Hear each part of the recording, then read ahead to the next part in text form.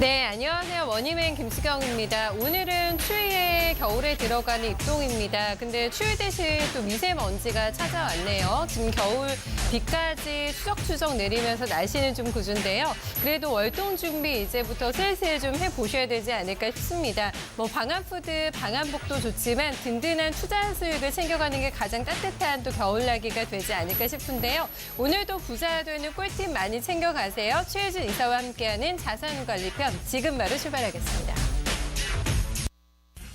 Just put the money in the bag. Just put the money in the bag. You got the money in the bag. Yeah, we got that money in the bag. Come on.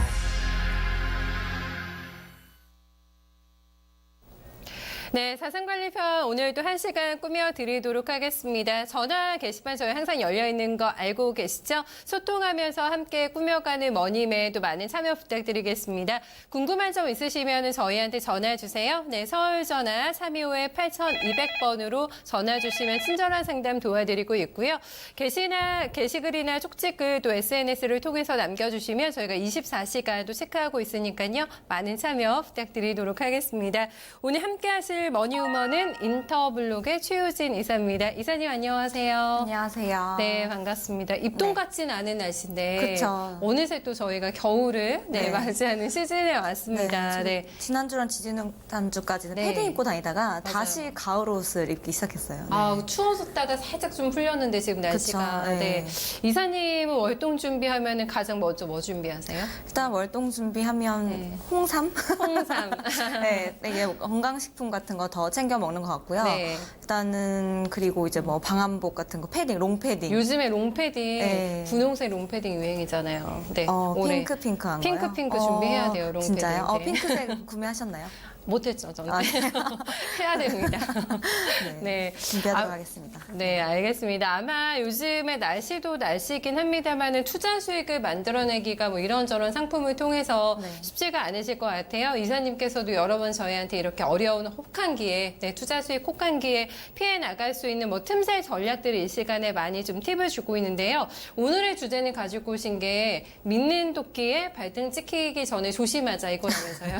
네. 오늘의 주제가. 사실 제가 네. 이제 되게 다양한 주제들을 이제 많이 가지고 오잖아요. 네. 그래서 뭐 개인분들 관련된 것도 많이 가지고 오고 가끔씩 이제 법인 자산 관리도 많이 가지고 오는데. 맞아요. 저 얼마 전에 했던 마리화나 그거 유튜브 영상 보셨어요? 저 조회수 되게 많이 나왔더라고요. 아, 진짜요? 네, 굉장히 핫한 인기를 끌었습니다. 아, 네, 역시. 마리화나 투자법. 네. 제가 사실 네. 다음 주에 네. 그 마리화나 관련해서 핫함을 보려고 네. 미국에 실사를 가거든요. 아, 네. 진짜 네. 미국에 그것 때문에 네, 가시는 게 맞으시죠? 네, 그걸 가져오지는 못하겠지만 네. 네, 갔다 와서 제가 또 정말 아, 그 진짜요? 핫한 현장 분위기 네. 또 제가 그 마리화나 컨퍼런스까지 갔다 올 거거든요. 그러니까 매년 그래요. 1년에 한 번씩 라스베가스에서 마리화나 컨퍼런스가 열린대요. 진행자 필요 없나요? 제가 같이 거기 가고 갔다 싶네요. 와서 네. 머니맨 특집으로 제가 그 네. 정말 이게 열기가 이탄. 예, 2탄에 대해서 한번 네. 진짜 그거는 제가 실제 그 네. 돌아다니는 자료라든지 외신을 통해서 알려드린 거고 네. 제가 눈으로 보고 온 그 생생 정보를 알려드리도록 하겠습니다. 진짜 관심이 많으시구나라는 거 저도 네, 한번 느꼈는데 알겠습니다. 저 때문에 샜어요. 저희 지금 얘기하다가 오늘의 그러게요. 주제를 네네, 얘기하다가 오늘 주제. 네. 네, 오늘 주제는 사실 이제 제가 오늘 법인 자산 관리에 대해서 사실 오랜만에 가지고 왔는데요. 네. 제가 법인 고객분들 이제 대표님들하고 많이 이제 상담을 하다 보면은 네. 사실 이제 뭐 회계적인 부분이라든지 자금, 결국엔 이제 개인이든 법인이든 돈 때문에 되게 문제들이 많이 생기잖아요. 그렇죠. 이제 그런 네. 부분들을 이제 관리를 해주는 일을 많이들 하는데 사실 이제 중소기업이라든지 스타트업 같은 경우는 네. 대기업처럼 뭐 자금팀이나 회계팀 이렇게 이제 뭐 나눠져 있다시피 않으니까. 뭐 이제 네. 인력이 빠방하지도 않고 네. 뭔가 체계적으로 이루어지지 않고 대부분 내부적인 그런 구조보다는 좀 영업이라든지 이런 데 치중되어 있다 보니까 되게 실질적으로 좀 여러 가지 뭔가 그 내부 통제가 안 되어 있는 경우가 약간 조금 많거든요. 허술하다고 할 수 네. 있는 부분이 그래서 있어서. 실제로 예. 제가 이제 컨설팅을 하다 보면 어떤 네. 케이스가 문제가 있었냐면은 실제로 뭐 직원도 100명 정도 되고 네. 매출도 굉장히 뭐 몇백억대 정도 됐었는데 그 다음 단계로 이제 해외에 글로벌하게 진출을 하려고 이제 알아보고 있던 찰나에 네. 이제 그러면 해외 투자를 크게 또 받아야 되잖아요. 이제 그러려면은 굉장히 이제 뭐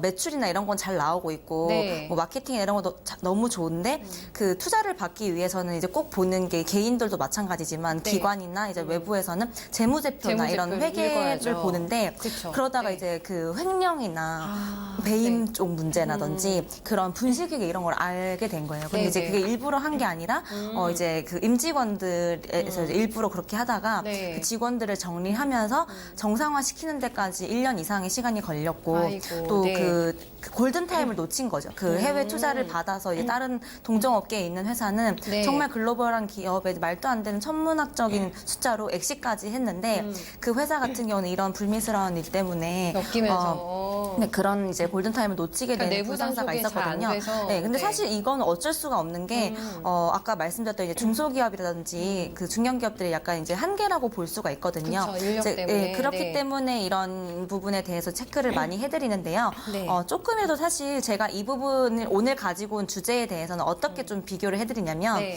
비유를 좀 쉽게 해드리자면 우리가 인테리어 같은 거 공사를 할 때도 네, 네. 어느 정도 단가를 알거나 그 부분에 대해서 알고 뭔가 그런 걸 모니터링을 하면 네. 뭐 가격에 대해서 덤탱이를 씌거나 뭔가 부실 공사라든지 네. 부실 인테리어 같은 걸 막으면서 네. 서로 잘 절충해서 갈 수가 있는데 그쵸, 내가 알아야죠. 예, 아예 예. 모르고 맡기게 되면은 정말 가격도 바가지를 씌워서 당할 수 있고 그렇죠. 꼼꼼하게 내가 모르면서 어디서 문제가 생겼는지 나중에 모르다가 네, 네. 상대방한테 사실 책임만 지게 되면은 서로 이제 감정만 감정만 상하고, 네, 상하고 이익적 손해도 그쵸 보고, 뭐 이제 예. 그 여러 가지 비용도 또 지출이 되고 감정도 지출이 되고 여러 가지로 그렇죠. 문제가 되잖아요. 네. 예, 그래서 사실 대표님들이 사실 여기에까지 신경을 쓰면 내가 그럼 회계 직원하지 그러면 내가 대표를 하고 있겠냐 이런 얘기도 많이 하시는데 오늘 제가 말씀드리고 싶은 거는 꼭 한 몇 가지 꿀팁들 네. 이 정도는 알고 있어도. 네, 알고 예. 계시고 이 정도만 조심하셔도 네. 내부적으로 이런 이제 배임이라든지 여러 가지 그런 임직원들 횡령이나 이런 문제들은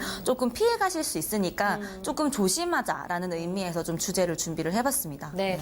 그러니까 중소기업을 운영하는 저희 대표님들을 위한 회계 부정 방지를 위한 꿀팁을 주겠다. 오늘 저희가 이런 주제를 잡고 어떤 방법이 있는지 하나씩 또 열어보도록 하겠습니다. 먼저 관련된 보도를 좀 준비를 해오셨더라고요. 네. 이사님. 볼까요? 네. 가장 최근 자료인데요. 네. 뭐 이번 주 월요일에 나왔던 이제 자료입니다. 사실 뭐 이 부분 관련해서 금융감독원에서도 이제 나와서 얘기를 이 해줬는데요. 기사 다 많이 보셨을 것 예, 같아요. 예. 네. 중소기업에서 직원들 횡령 예방하려면 자금과 회계 담당자를 분리해야 된다. 분리하라. 네. 근데 네. 보통 사실 중소기업이라든지 이런 쪽에 가면 네. 그냥 우리 경리가라고 네. 얘기를 하세요. 1인 다협체제잖아요. 그냥 사실. 경리부터 이제 다 비서까지 해서 하잖아요. 네. 우리 경리가 이런 거 다 해라고 하는데 저도 이제 보통 당황스러울 때가 이 부분에 대해서 회계팀이나 자금팀 이거 어떻게 업무 분담 나눠져 있나요?라고 하면 네. 저분이 다 하세요라고 이제 얘기를 하는 경우가 많으세요. 근데 어쩔 수 없는 것 같아요. 왜냐하면 선택이, 그쵸. 한정적인 이제 한정적이니까. 그 인력으로 예. 이 모든 걸 다 해야 되다 보니까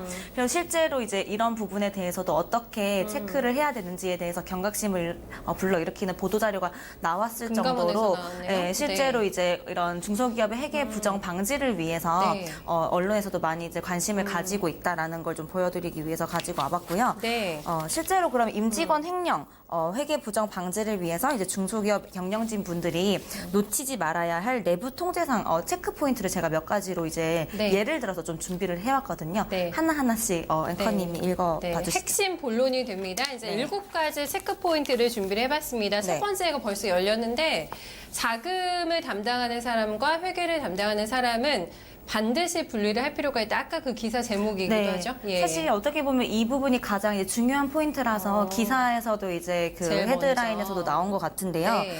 실제로 이제 자금 담당자와 이제 회계 담당자를 왜 분리를 해야 되냐. 네. 이 부분에 대해서도 이제 예시를 들면서 한번 알아보도록 하겠는데요. 예를 통해서 네. 예를 이제 한번 보시면 네, 중소기업 A사의 회계팀장 B씨가 있었습니다. 네, 입사 이후에 약 20년간 회계 업무를 담당을 했어요. 그 완전히 이 회사에 대해서는 모든 그쵸. 걸 다 파악하고 다 있는 가족이죠, 가족. 그렇죠. 회계 네. 업무자입니다. 근데 네. 최근에 8년간 또 자금 업무도 함께 담당을 했는데 자금 거래 실황과 뭐 기록, 자산 보관 등 모든 업무를 다 이분인가 맡아서 하신 거예요. 회계팀장 B 씨께서. 그렇죠. 근데 주식 투자 손실 만회를 위해서 아이고 주식에 또 투자를 하셔서 회사 현금과 예금 등을 무단으로 인출해서 사용을 하게 됐네요. 그래서 6년간 회사 자산의 무려 40%에 해당하는 금액이 횡령하는 어마어마한 금액이죠. 사실 중소기업에서 40%면 자산에 장난이 아니죠. 엄청난 금액이 아닌가요? 그렇죠? 네. 그러니까 우리 열심히 벌어가지고 이렇게 이익을 쌓아가고 있는데 네. 매출은 느는데 이익도 늘어나는 것 같은데 이상하다. 왜못 느끼셨을까요? 돈이 어디서 새는 거지? 그러니까 네. 예를 들면 그 곡간에 계속 차곡차곡 쌀은 쌓아져 가는데 네. 그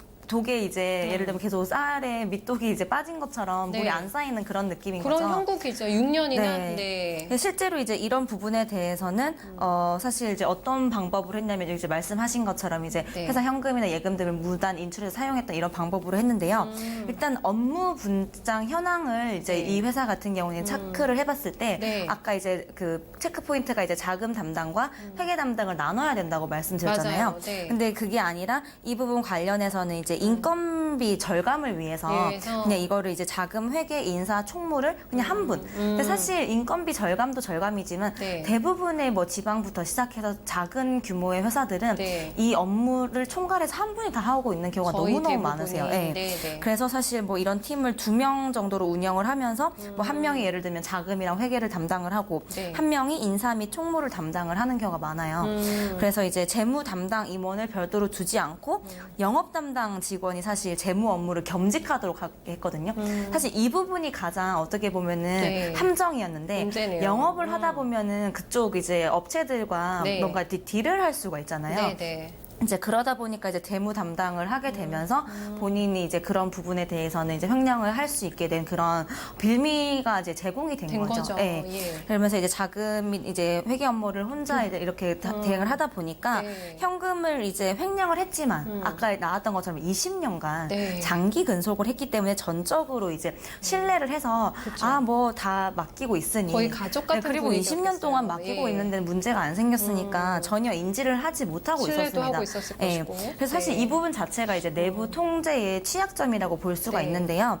자금 담당자와 이 회계 담당자를 분리를 하고 이 거래 실행과 예를 들면 기록의 분리인 거죠. 네. 그러니까 실행하는 사람이 있고 이 부분에 대해서 예를 들면 크로스 체크를 해서 네. 이대로 제대로 했냐에 대해서 서로 이렇게 체크해주나요? 했어야 되는. 예를 들면 사실 우리도 되게 단순하게 네. 일반인들이 저도 우리가 쓴 이제 오타는 전혀 안 보이는데 네. 남이 쓴 오타는 그렇게 아우, 잘 잘 보이잖아요. 보이죠. 너무 예. 잘 보이죠. 내가 쓴 네. 거는 야, 너 이거 틀렸으면 너도 틀렸거든 뭐 이렇게 되는데 서로 맞아요. 이제 그런 부분에 대해서 혼자 네. 다 하게 되면 굉장히 안이하게 대응을 하게 되잖아요. 오류도 발생할 수 그쵸. 있고. 예. 네, 그래서 이제 업무 분장을 하게 되면은 이런 부분에 대해서 내부 통제를 보다 이제 철저히 했었어야 되는 건데 이런 부분에 대해서는 한 명이 오래 했었기 때문에 네.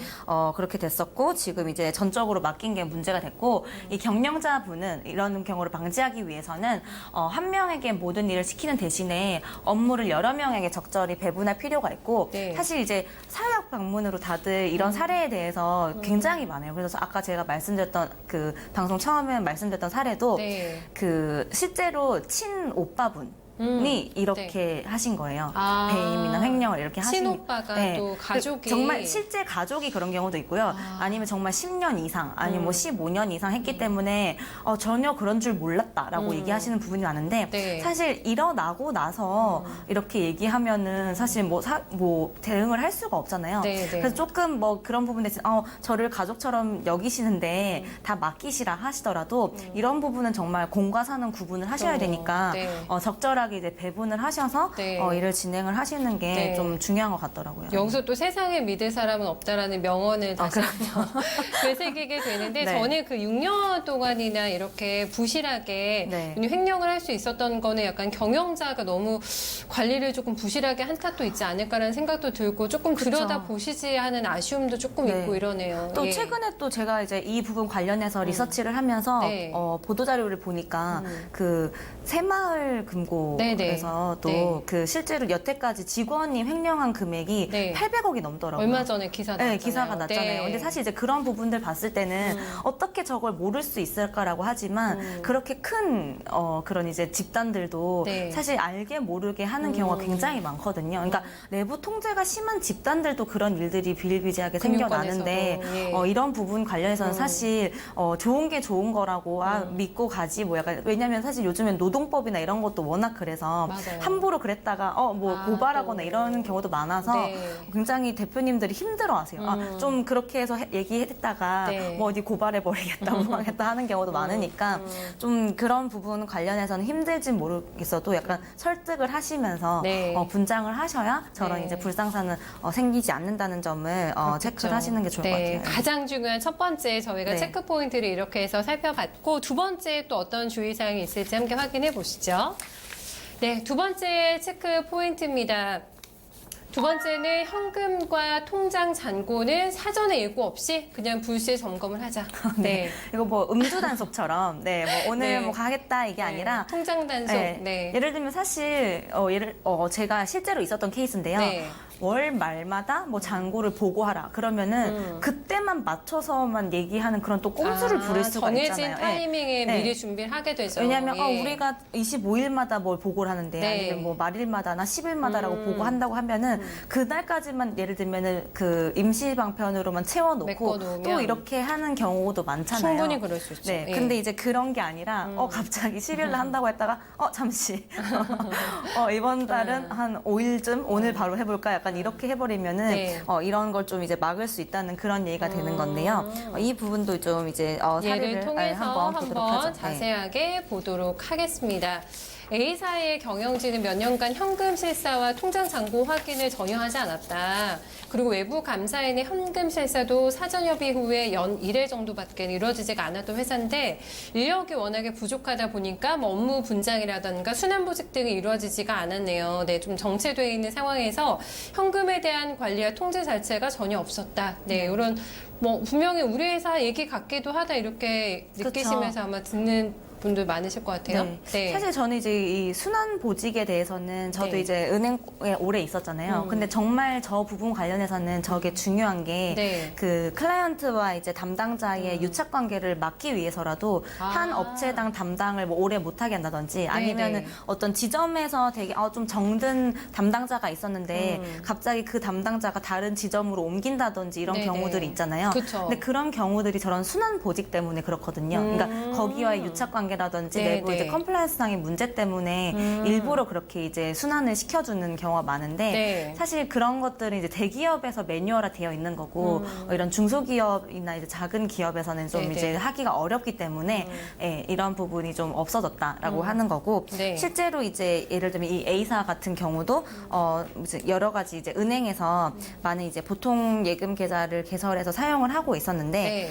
일부 이제 계좌는 이제 매출 채권을 회수하는데 썼고 그리고 실제 죄송합니다. 네. 이 부분 관련해서는 네. 하는데 썼었고 실제로 다른 부분에 관련해서는 이제 여러 가지 목적에 맞춰서 쓰고는 있었는데 사전 예고된 현금 실사만으로는 사실 담당자에게 이런 자료를 조작할 수 있는 충분한 이제 시간을 제공할 수 시간적 있잖아요. 여유가 있겠죠. 예, 아까도 이제 네. 여기 같은 경우는 1년에 딱 한 번 정해진 날 예를 들면 뭐 네. 보고서 작성한다거나 이런 날에만 하다 보면은 연례 행사였네요. 네, 그러면은 네. 그때만 조심하고 그때만 살짝 메꿔놓고 다 빼면 돼라고 생각을 하다 보니까 네. 횡령이나 이런 이제 회계 부정을 발견하기가 굉장히 어려울 수 있기 때문에 오히려 이제 날을 정해두지 마시고 불시 검문을 하는 네. 그리고 연애에 한 번은 굉장히 좀 아니한 거기 때문에 이제 뭐 분기별로라든지 네. 뭐 반기라든지 아니면 좀 더 타이트하게 하는 곳들이 이제 뭐 매 월마다 하는 경우도 많으니까요. 이런 이제 내부 통제 관점에서는 정기적인 점검, 그러니까 연애 한 번이 아니라 더 이제 네. 빈도수를 높여서 이런 방지 절차도 중요하지만 여기 나와 있는 것처럼 사전 예고 없이 불시에 해야지 실제로 이 부분 관련해서는 투명하게 되고 있는지 안 되는지를 알 수가 있기 때문에 네. 먼저 노티스를 주지 마시고 해보시면은 그 신뢰관계가 얼마나 돈독한지 아닌지를 아실 수 있을 것 같습니다. 네, 꼭 기억해 두셔야 될 것 같아요. 불시 점검, 네, 네. 필요한 부분이다라는 점 살펴봤습니다. 세 번째 체크 포인트로 한번 넘어가 볼게요. 네, 세 번째 팁 나갑니다. 네, 세 번째는 휴먼 계좌 같이 사용하지 않는 계좌는 놔두지 말고 내비두지 말고 즉시 해지할 필요가 있다. 네, 이 부분을 얘기를 해주고 있는데 이것도 사례 통해서 한번 좀 살펴볼까요? 네. 뭐 이 부분 관련해서는 제가 이제 보다 네. 보니까 개인분들은 이렇게 이제 휴먼 계좌 통합 서비스 이런 거 있어서 뭐 네. 어떤 분들은 몰랐었는데 어디 잔고에 굉장히 뭐 돈이 있어서 이걸로 뭐 치킨 사 먹었다 이게 이렇게 웬떡이야, 하시는 분들도 많았던 것처럼 네. 근데 이제 법인 사례에서는 이런 부분들은 체크를 하셔가지고 안 쓰시는 거는 이제 해지를 하시는 게 좋다. 그때 바로. 왜냐면 개인분들은 크게 여의치 않으시잖아요. 근데 이제 그쵸. 법인 같은 경우는 네. 이런 횡령이라든지 내부 관리 때문에 없애는 게 좋다라는 걸 말씀을 그 휴먼 계좌가 이제 이용이 될 수 있는 그쵸, 거, 그쵸. 불법적인. 예, 확인을 못 하고 있다가 예를 들면 뭐 대포 통장 이런 그런 것처럼 것들. 이제 할 수가 있는 거죠. 실제로 중소기업 A사의 직원 B 씨가 아까 있었는데, 네. 말씀하신 것처럼 이제 휴면 계좌를 통해서 회사 자금을 횡령을 했습니다. 빼돌렸어요. 예, 그러니까 휴면 계좌라고 생각을 했기 때문에 네. 그 부분 관련해서는 보고를 할 필요도 신경 없었고 안쓸거 신경을 아니에요. 안 쓰고 있죠. 왜냐하면 예를 들면 통 5개가 있고 네. 실제로 사용되는 거는 이제 3개인데 나머지 2개에 대해서는 정기 모니터링 안 한다고 하면은 네. 그 2개에 대해서 살짝 이제 빼돌리면 크게 이제 문제가 안 된다고 생각을 하다 보니까 여기 이제 나온 것처럼 네. 일부 계좌는 뭐 매출 채권 회수라든지 구매 자금 집행이나 경비 자금 이제 지급 등 같이. 네. 실제로 이제 이 법인 계좌의 사용 목적에 맞게 이용이 되고 있었지만 네. 나머지 계좌는 사용하고 있지 않았지만 그래도 이제 굳이 없앨 필요가 있나라고 생각을 해서 계속 가지고 있었거든요. 네. 근데 이걸 통해서 자금을 횡령하고 수표 발행 및 은행 간 계좌 이체를 통해서 횡령 사실을 은폐시켰습니다. 아이고. 네. 네. 그러면 사실 오히려 이제 자기 개인 계좌라든지 네. 다른 곳으로 옮기게 되면은 굉장히 뭐 좀 더 트래킹하기가 쉬웠을 텐데 네. 같은 회사에 이제 그 휴면 계좌로 하다 보니까 크게 이제 의심을 할 수도 없고 뭔가 이제 은폐하기가 굉장히 쉽게 그랬겠어요. 머리를 쓴 거죠. 네. 그래서 오히려 이제 이런 부분 관련해서는 네. 이제 저랬었고 나중에 이제 A사 직원이 B 씨가 거래처별로 이렇게 매출채권 회수 계좌를 다르게 이렇게 사용을 했고요. 네. 한 계좌에서 이런 구매 대금이라든지 네. 일반 자금 등의 거래를 혼용해서 집행을 했고 이 다른 직원들이 매출채권 회수 사실을 파악하는 것을 방해를 하게 됐다. 잘 눈치채지 못하게. 이거 네. 내가 그냥 다 이렇게 해서 회수해서 할게, 뭐 다 정리를 할게. 충분히 이런 그럴 식으로. 수 있을 것 그쵸, 같아요. 할 수 있죠. 예. 왜냐면 이런 거 관련해서 허드렛 일을 뭔가 해준다는 식으로 제가 다 하겠습니다 이렇게 하니까 다 해요 약간 이런 식으로 넘어가는 경우도 굉장히 많거든요. 네. 그래서 실제로 여기 외부 감사 시에도 이런 횡령 은폐를 위해서 네. 하나의 매출채권 회수 계좌에서 그냥 수표나 이런 출금 후 같은 이제 수표를 다른 휴면 계좌로 입금을 하고 수표 실물을 보유한 것처럼 감사에는 속여서 현금을 이중으로 장부에 받는 이 부분은 약간 네. 굉장히 작정을 하시고 너무 계획적으로 이제 하셨네요. 되게 머리를 네. 써서 이렇게 하신 분 같아요. 네. 그렇기 때문에 이분 같은 경우는 이제 여기서 이제 얻고자 하는 우리의 이제 교훈은 네. 실제로 이제 관리하는 것만 볼 게 아니라 보고 계신 대표님들 중에서 아니면 이제 그 주변 분들한테 말씀드려야 될 게 혹시 회사 거 휴면 계좌 안 쓰고 있는 거 한번 체크해봐라라고 말씀해 보시면 꽤 나올 것 같은데요. 그러면. 근데 그러니까 100이면 100 이렇게는 네. 안 하고 있지만 네. 정말 이제 작정을 하고 횡령을 한다고 하면은 이런 식으로도 악용을 할 수가 있기 때문에 실제로 이거는 실제 사례를 바탕으로 이렇게 네, 얘기가 네. 된 거거든요. 그래서 그 개인분들 같은 경우는 크게 신경 안 쓰고 계시지만 법인 같은 경우는 내부 사람이 이런 식으로 악용을 할 수가 있기 때문에 네. 꼭 한번 체크를 하시고 안 쓰는 게 있다면 즉시 네. 해지하는 방향으로 네. 가셔야 됩니다. 네. 사실 가끔 뭐 휴먼 계좌에 돈이 있나 뭐 이런 서비스 조회 같은 거 하면 할 때가 있잖아요. 그럴 때 저도 몇 개 이렇게 휴먼 계좌가 저도 모르게 만들었던 네. 게 좀 간간이 있더라고요. 근데 법인 운영하시는 분들 얼마나 그런 휴먼 계좌가 많겠어요. 그렇죠? 그쵸, 네. 네. 하루 이렇게 딱 날을 정해서 한번 조사를 해서 싹 정리를 하는 것도 굉장히 중요할 것 같아요. 시간 많이 들이지 않고 여러 가지 또 부정부패를 예방할 수 있는 좀 팁이 되지 않을까라는 생각이 드네요. 네 번째 체크 포인트도 한번 확인해 보겠습니다.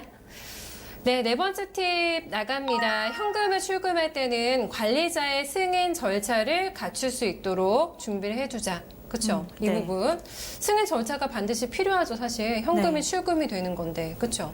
그렇죠. 네. 사실 이제 현금 출금할 때 왜냐하면 관리자 승인 없이 그냥 진행되는 것도 왜냐하면 좀 작은 꽤 금액도 있어요. 많고 하다 네, 보니까. 왜냐면 아 네. 그런 거 뭔 승인이 필요해 그냥 진행해라고 하는데 오히려 이제 제가 최근에 방문했던 곳은 네. 진짜 적은 금액이라도 하나하나 다 이렇게 다, 대표님이 승인 하에 이렇게 집행이 된다고 하길래 네. 오히려 굉장히 관리를 잘 하고 있는 곳이다. 이제 번거롭더라도 그렇게 해야 그런 내부 이제 그런 통제 같은 게 잘 되고 있는 거니까 네, 네. 잘 하고 계신 거라고 이제 말씀을 드렸었거든요. 실제로 이제 이 사례를 좀 보다 보면은 네.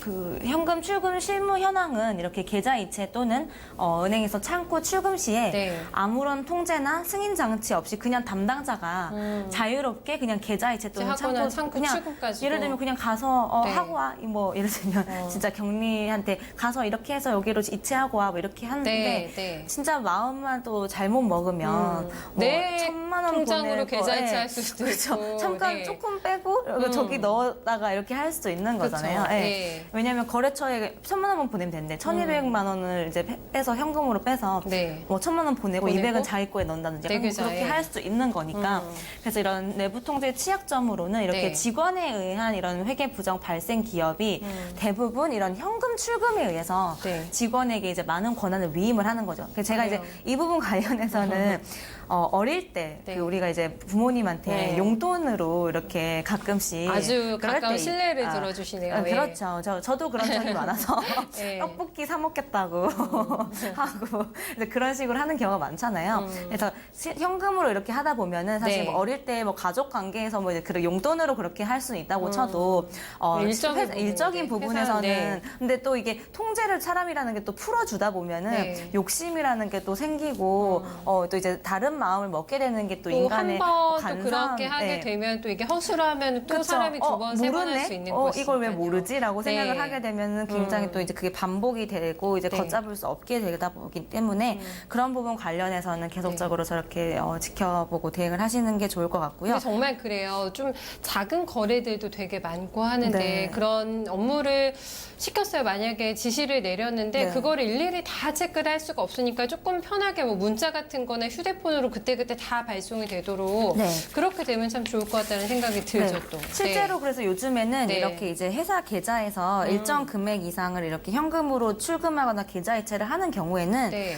대표이사 또는 그 CFO죠. 그 재무 쪽 담당, 자금 담당 이제 바로 임원한테 가도록. 네. 휴대폰으로 바로 이제 문자가 가도록 합니다. 아, 그렇게 해놓으면 되겠어요. 네, 진짜. 흡사이제 이 네. 부분도 예를 들면 네. 그 제가 얼마 전에 굉장히 재밌는 짤을 봤었는데 네. 그 뭐 어떤 이제 그 직장인 분이 부모님께 네. 아니면 이제 카드를 드렸던지 아니면은 그 자취생으로 가 있는 이제 딸이나 아들한테 카드를 줬는데 네. 생전 연락 안 오다가 자기들 맛있는 거 먹을 때만 카드로 이렇게 승인 연락이 와서 아, 잘 먹고 잘 지내고 있구나 이렇게 본다는 것처럼 네. 실제로 이제 이런 것들이 법인에서도 이렇게 승인 절차로 가고 있거든요. 네. 말림이 가다 보니까 그래서 현금을 출금하거나 이렇게 계좌이체 할 때는 이렇게 휴대폰을 통해서 문자를 발송하도록 조치를 하는데 생각보다 이런 게 개인들만 그 맞아, 카드 문자 쓰면, 한다고 하고 네. 법인에서 안 하시는 분들도 꽤 계시더라고요. 그냥 어. 자동으로 한다고는 하지만 네. 이 부분 관련해서 이제 그 승인 절차를 안 거치고 그냥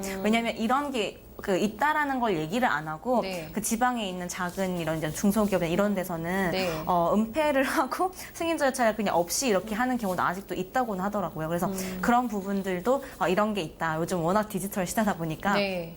내일부터 당장 문자 승인 받고 하도록 얘기해 뭐 이런 식으로 아유. 조치를 취하실 수도 네. 있으니까 꼭 진행을 하시길 요거 안 돼 있으신 분들 빨리 네, 네, 네, 네. 이렇게 그러면 문자로 좋을 것 같습니다. 네, 네. 받아볼 수 있도록 만약에 시간이 없어서 바빠서 그냥 지나쳤던 것도 다시 한번 꼼꼼히 또 볼 수가 있잖아요. 그쵸. 기록이 남아 있으니까 네. 간단하게 핸드폰 열어서 네. 꼭 이거는 간단한 또 조치니까 그쵸. 네, 취해 놓으시면 좋을 것 같아요. 네 번째 팁도 함께 기억해 두시고요. 다섯 번째 이번에 체크 포인트 한번 확인해 보겠습니다. 네, 3개가 남았는데 다섯 번째는 통장, 법인카드, 인감, 유가증권 등은 각각 따로 보관을 하자. 네. 한 곳에 모아두지 말아야 된다는 얘기인 거죠, 요것들을. 네, 그렇죠. 사실 생각보다 네. 저도 정말 놀랐던 게 그 법인 컨설팅을 하면서 네. 통장, 법인카드, 인감, 유가증권 이런 것들을 그냥 한 곳에 보관하는 것도 있지만 네. 어디 뒀더라 하고 아이고. 이렇게 하는 대표님도 은근히 많으세요. 그래서 아이고. 이게 뭐 필요하다, 뭐 정리해야 된다, 인감 뭐 떼야 된다 이렇게 하는데 네. 못 찾아서 보통 며칠이 이거는 걸리는 개인 금고나 이런 데 보관하셔야 되는 근데 건데. 생각보다 이런 부분 관련해서 허술하게. 대응 네. 안 하시거나 왜냐면 그 아예 믿을 직원이 없어서 대표님 본인이 하겠다고 하시는 분들도 계셨는데 네. 본인 스스로도 이렇게 관리가 안 되는 경우도 굉장히 많은데 만약에 한다고 하시더라도 이렇게 이제 오늘의 교훈으로는 네. 5번째 꿀팁으로는 각각 따로따로 이제 보관을 하라는 건데요. 예를 한번 앵커님 볼까요? 알려주시죠. 네, 얘가 나옵니다. 중소기업 A사의 총무부 직원 B씨가 있었습니다. 다년간 유가증권 관련 업무를 수행을 했고 유가증권과 출금카드 등의 주요 물품을 관리하는 일을 하셨어요. 근데 유가증권 임의 매각을 통해서 직원이 횡령을 했다. 이걸 그러니까 본인 마음대로 매각을 하신 거예요? 유가증권을. 그쵸. 직원분께서? 네. 네. 아무런 통제 없이. 네. 아이고. 아이고. 이런 또 사례가 있었네요. 네. 네. 실제로 이제 이런 부분 관련해서 아까 이제 한 번에 다 같이 이제 보관을 하다 보니까 네. 그냥 이렇게 15년간 여기 다 보면은 거의 그래요. 진짜 20년간 장기 근속, 뭐 근속하신 15년간 네. 장기 근속해서 그냥 유가증권과 출금카드 등 이제 주요 물품을 다 관리하는 거죠. 그냥 네, 맞아요. 키를 가지고 있는 거죠. 아이고. 그러다 보니까 네. 가끔 이제 고가는 이런 아예 다 맡겨놓으셨네요. 네, 아니 예. 믿을만 하니까요. 왜냐면 15년 지기 친구, 뭐 20년 지기 그러면 정말 믿을만 하죠. 왜냐면 네. 가족보다 더 오래됐을 수도 있으니까요. 네, 그래서 네. 사실 이 보관 현황 같은 거 좀 살펴보면은 네. 이 증권 계좌에 자회사의 유가증권을 장기간 보유를 했고 이 총무부의 직원 이 B 씨가 15년간 이 증권 계좌의 유가증권과 출금카드를 비밀번호 등을 혼자서만 관리했습니다. 비밀번호도요? 네, 사실 이 부분도 아까 이제 첫 번째 체크 포인트처럼 업무 분담이 안 됐다는 것도 굉장히 이제 하죠. 15년간 장기 이제 근무를 했는데 네. 이 한 사람만 그리고 순환 보직이 안 됐다는 것도 또 문제가 되는 거죠. 그래서 이 B 씨는 보관 중인 출금 카드 그리고 계좌 비밀번호 등을 이용해서 유가증권을 임의로 매각을 해서 매각 대금을 개인 용도로 이렇게 사용을 했습니다. 예. 이러면 안 되죠. 네. 그렇죠. 근데 정말 그러니까 아까도 앵커님 말씀하셨다시피 어떻게 이런 사례를 대표님이 모를 수가 있죠라고 생각하지만 네. 정말 모르는 경우가 많습니다. 왜냐하면 믿기 때문에 아까 예를 들면 그 새마을금고나 이런 사태들도 네. 정말 지방에 있는 그런 이제 대표님들 같은 경우는 네. 그냥 믿기 때문에 내 거기 계좌에서 얼마 좀 뺏어줘 미스킨 뭐 이러면서 더 옛날에 뭐 80년대, 90년대는 그랬대요. 그때는 더 그런 횡령이나 이런 게 비일비재했는데 정말 뭐 예를 들면 100만 원 빼줘라고 했는데 아까처럼 120만 원 빼서 20만 원 자기가 챙기고 100만 원 대표님한테 드리고 뭐 이런 식으로 이제 진행하는 경우가 너무너무 많았다고 근데 하는 그게 거예요. 정말 저희가 100만 원 이렇게 예를 들어서 그렇지. 네. 네, 이런 유가증권 매각 같은 경우에는 어마어마하죠. 그럼요. 네.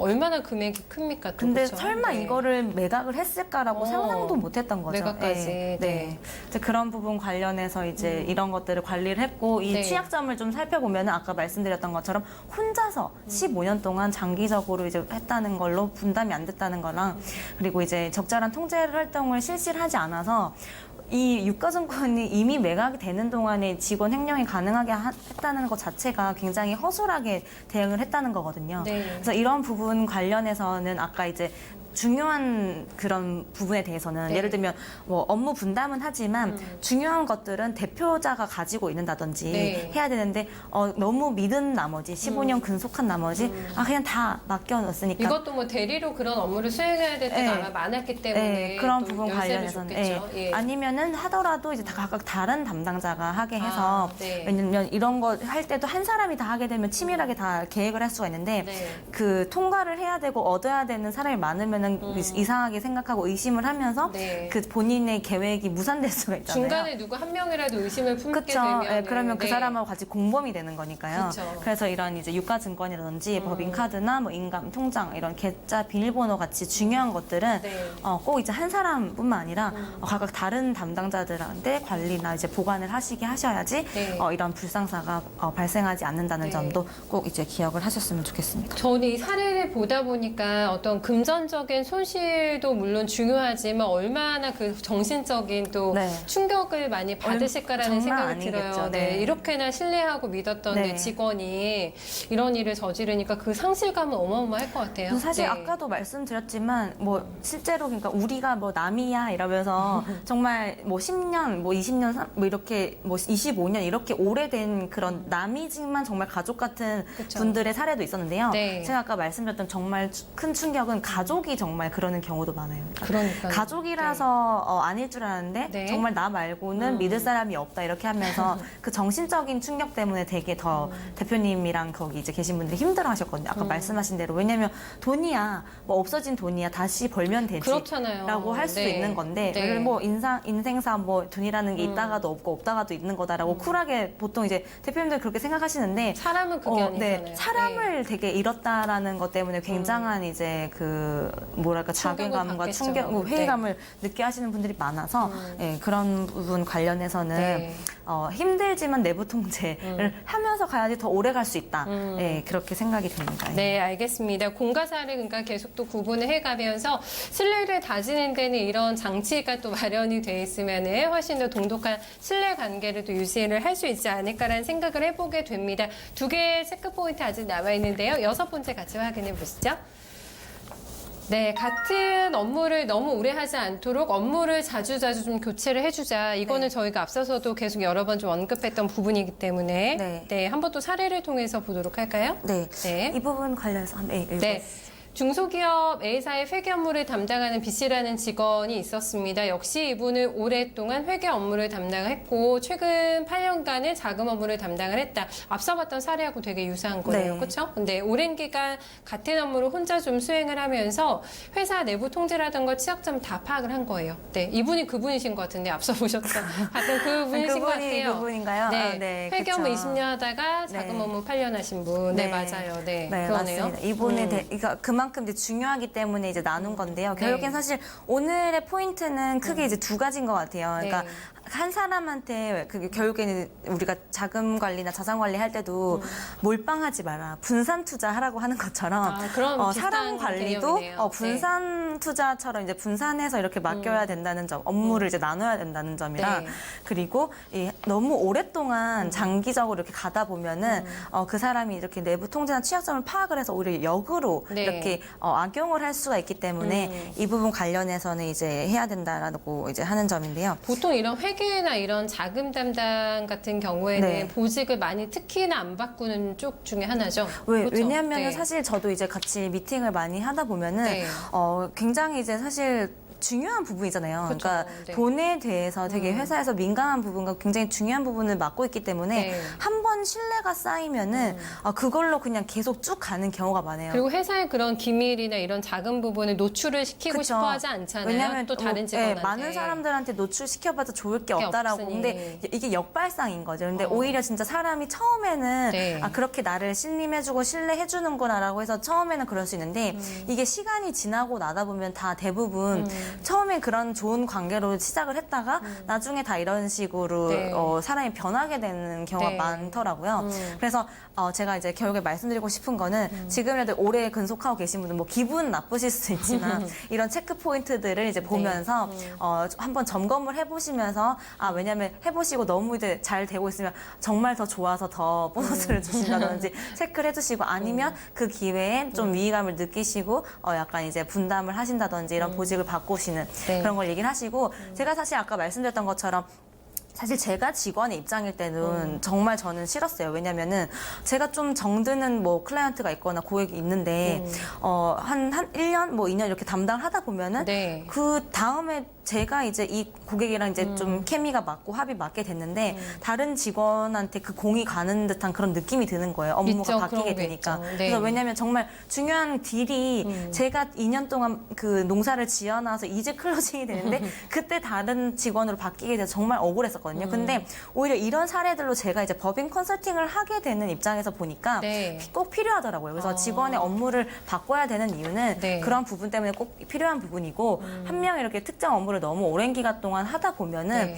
어쩔 수 없이 이제 왜냐면은 그 공적인 부분을 떠나서도 담당자랑 이렇게 사적으로도 친해질 수밖에 없잖아요. 그렇죠. 그러다 보면 또 이제 다른 이제 생각이 또 살 수가 있기 때문에 그런 부분에 대해서는 이제 이런 불상사가 생기지 않도록 업무 보직을 좀 자주 바꿔주시는. 그러니까 중소기업이라도 하더라도 아까 예를 들면 아까 인사총무랑 네. 그 보통 이제 두 분을 쓰신다고 하잖아요. 인사총무 그리고 이제 뭐 자금 회계 이렇게 쓴다고 하는데 그 두 분 관련해서도 이제 2년마다 한 번씩 이렇게 바꾼다든지 네. 어느 정도 이제 룰을 계속 쓰는 거예요. 그러니까 우리는 그래봤자 뭐 직원 4-5명 뭐 밖에 없는데 네. 뭘 여기서 바꿔 로테이션을 해야 하지만 네. 그 결국에는 다 같이 이제 일당백으로 할 수 있게끔 그런 부분에 대해서 서로 이렇게 크로스 체크 해주면서 인수인계하면서 지나가야지 네. 좀 더 오래 갈 수 있지 않을까 네. 그런 생각이 듭니다. 그러니까 안일하게 생각하지 말고 몇 명이나 된다고 보직 순환이 있나 네, 이런 그쵸. 생각보다는 네. 한 사람 잃고 또 돈 잃고 하는 경우인 거잖아요. 이런 그쵸. 사례들이 다. 네. 네.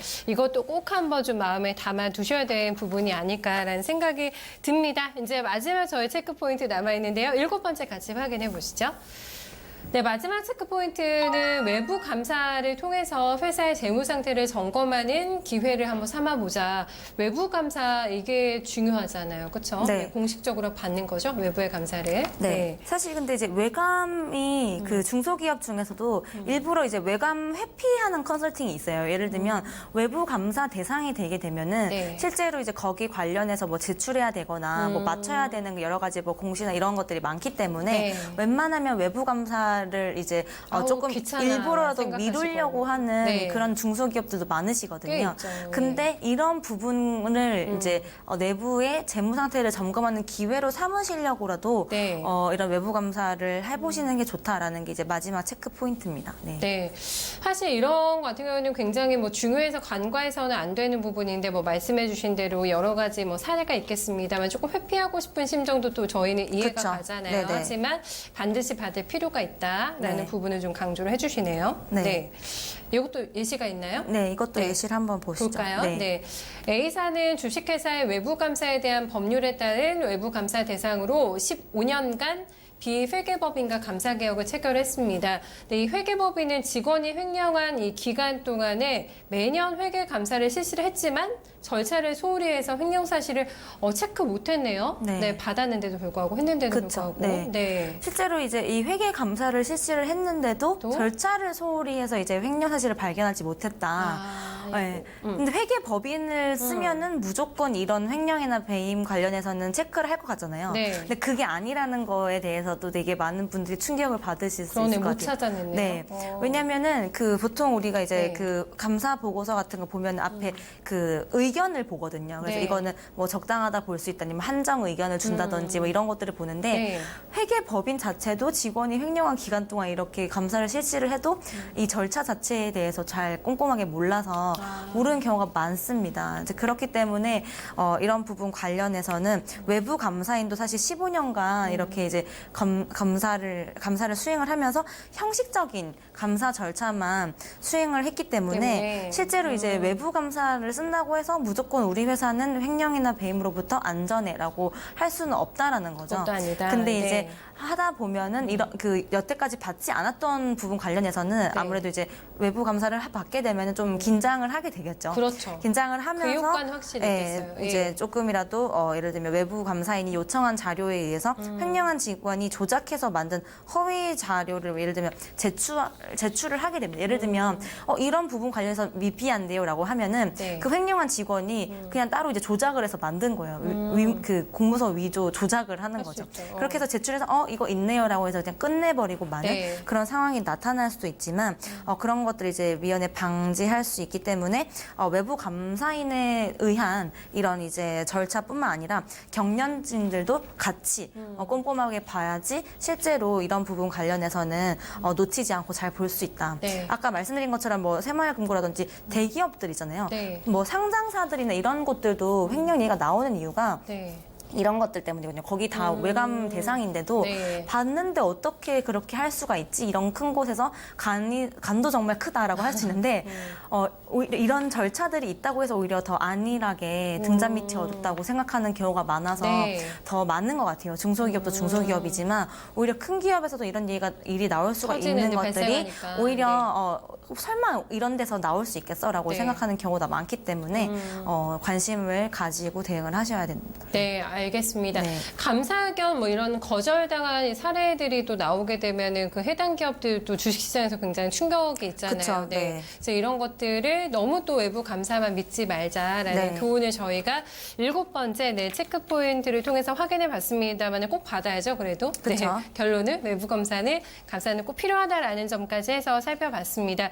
이런 업무상의 횡령이나 배임 사건이 발생했을 때에 따른 또 처벌도 궁금한데요, 의사님. 네. 어떤 것들이 있나요? 네, 사실 뭐 이런 부분 관련해서 나오면은 대표님들이 그냥 뭐 걸리면 처벌해서 바로 뭐 보내버리지 뭐 이러거나 되게 그냥 따끔하게 혼내지 뭐라고 생각을 하시는데 네. 생각보다 이제 이런 부분 관련해서 처벌이 되게 애매한 경우가 많아서 애매하다. 사실 더 오늘 주제를 강조해서 미연에 방지하는 게 훨씬 중요하다고 생각을 해서 가지고 왔는데요. 네. 실제로 이런 이제 기업 범죄로 업무상 횡령 배임 관련해서는 뭐 형법 제 306 이제 56조라든지 355조에 의거해서 이렇게 관련된 이제 대표이사를 비롯한 뭐 임직원이 회사 자금을 뭐 유용해서 회사에 피해를 입혔다면은 업무상 횡령죄가 횡령죄에 해당하네요. 성립이 되고요. 뭐 자신 또는 제3자의 이익을 위해서 회사에 손해가 되는 거래 행위를 하였을 때는 업무상 배임죄가 성립이 됩니다. 네. 근데 실제로 이렇게 되면은 이런 명목으로 바로 이렇게 처벌을 하면 되지 않아라고 하지만 네. 실제로 이런 회사의 비자금을 이용해서 이런 이제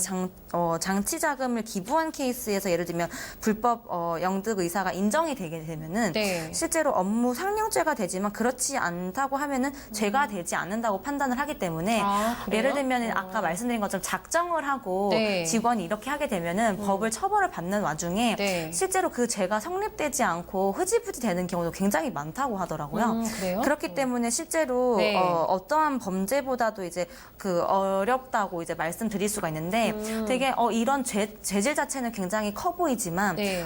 실제로 이 범죄보다 이 처벌하는 것 자체가 녹록치가 않기 때문에 그러네요. 제가 이제 아까 더 말씀드리고 싶은 거는 뭐 네. 제가 변호사는 아니지만 이런 부분 관련해서 그 처벌 다 해주겠지라고 안일하게 생각하시기보다는 네. 이런 죄들이 있어도 오히려 이제 그런 부분 관련해서 이제 그 실제로 판례들을 보면은 처벌을 쉽게 받게 되는 경우가 없더라고요. 드물어요? 네, 드물고 오히려 네. 잘 뭐 재산상의 뭐 손해가 있는 것으로 그냥 보여지지만 실제로 업무상 배임죄가 되지 않는다고 이제 성립 안 보여지는. 된다. 네. 실제로 이제 대판의 그 판결이 하나가 2003년도에 있었던 게 있었는데요. 네, 네. 실제로 이제 업무상 배임죄에 대해서는 재산상의 이런 손해와 그 업무 이제 임무위의 행위가 이제 인정되는지가 가장 이제 중요한 판단 기준이 되는데 네. 재산상 이제 손해에서는 이 경제적인 관점에서 현실적으로 이제 손해가 발생을 했거나 네. 아니면 이제 실제 이제 그 발생의 위험이 초래된 경우를 뜻하고 업무 이제 임무 위배 행위는 당연히 해야 하는 이제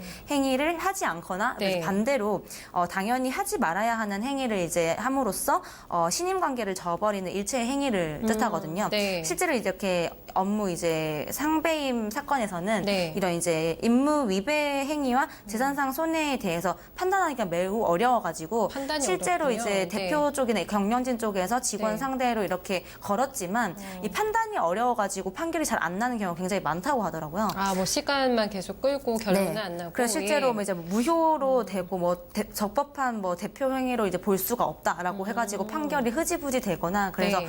오히려 돈은 돈대로 날라가고 이제 처벌은 처벌대로 못해서 네. 대표님들이 되게 이제 답답하고 답답하고 속상하시겠어요? 속상해하시는 그런 경우도 많기 때문에 오히려 제가 이제 이런 부분 관련해서 이제 법률 관련해서 네. 가지고 온 이유는 이런 걸로 이제 처벌을 하는 것 자체도 녹록지 않으니 네. 오히려 처음에 알려드렸던 체크포인트 7가지를 유념하셔서 네. 사실 어떻게 보면 당연한 얘기인데도 저런 것들에 대해서 실행이 또 실행이 사실 쉽잖아요. 왜냐하면 맞아요. 우리도 돈 버는 거나 사실 살 빼거나 못 만드는 것도 누가 모릅니까? 네, 방법을. 사실 저희도 알긴 머니매에서 늘 하지만, 얘기는 네. 하지만 네. 저도 똑같은 얘기 늘 하는 것도 사실 민망해요. 하지만 늘 얘기하는 거는 네. 이렇게 자각심을 일으켜주고 사실 행동을 하는 것 자체가 굉장히 쉬운 일이 아니기 때문에 꼭 이제 행동이 쉽지 않으시더라도 네. 마음을 먹고 조금씩 이렇게 회사 매뉴얼로 우리 회사는 이런 거 필요 없다라고 생각하지 마시고 주변에 또 이런 걸로 고민하고 계신 대표님이 계시다고 계시다면, 하면은 네. 소개도 좀 해주시면서 네. 이런 것들을 좀 미연에 방지할 수 있게 해서 네. 모두가 다 행복한 그런 회사 생활을 하시고 대표님들도 이런 일로 골치 아파 안 하시는 그런 이제 네. 회사들이 많아졌으면 좋겠습니다. 그랬으면 좋겠습니다. 혹시 이 시간을 놓치셨다면 유튜브를 통해서 저희가 또 올립니다 하니까 네, 이 시간 네. 함께 해주시면서 어떤 체크 포인트들이 있는지 잘 확인하시면서 또 회사 운용하시는데 많이 도움이 됐으면 하는 바람으로 저희가 또 이 시간 준비를 해봤습니다. 이사님 오늘 저희 내용 잘 들었습니다. 수고 많으셨어요. 감사합니다. 네, 수요준 이사와 함께했습니다. 저희 안내 말씀 하나 드릴게요. 저희가 또 머니맨 시청자분들을 위해서 또 특별한 시간을 마련을 했습니다. 이번 주 토요일입니다. 오후 1시 여의도 금융투자교육원에서 6층에서 무료로 부동산과 주식투자 전반적으로 자산 관리할 수 있는 팁을 알려드립니다. 세미나가 준비가 돼 있는데요. 소중한 또 상담도 받으실 수 있고 내 자산을 어떻게 관리해야 되는지 또 알 수 있는 유용한 방법들 저희가 제시해 드리니까요. 오후 1시입니다. 여의도 금융투자교육원에 오셔가지고요. 또 많은 정보도 함께 받아가셨으면 좋겠네요. 저희는 오늘 여기서 인사드리도록 하겠습니다. 함께해 주신 여러분 고맙습니다.